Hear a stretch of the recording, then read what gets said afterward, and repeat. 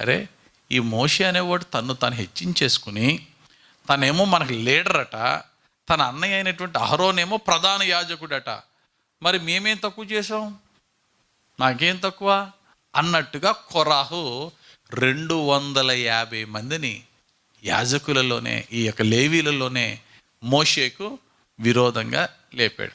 దేవుని మందిరములో అన్యాగ్నిని రప్పించాడు. దేవునికి ధూపం వేయవలసిన ఆ అగ్ని, ఆ బలిపీఠం దగ్గర ఉన్న అగ్ని, మోషే చేయవలసిన పని, అహరోను చేయవలసిన పని వారు కాకుండా మేము కూడా చేస్తాం, మేము ఏం తక్కువ కాదన్నారు. ఈ కొరాహు ఇంకో ఇద్దరు, దాతాను అబీరాము. కొరాహు, దాతాను, అబీరాము, ఈ ముగ్గురు కలిసి 250 మందిని వారి వైపు పెట్టుకుని మోషే మీద తిరగబడ్డారు. మోషే చాలా దుఃఖపడ్డాడు. ప్రభువా, ఏంటిది ఇలాగైపోయింది, ఏంటిది?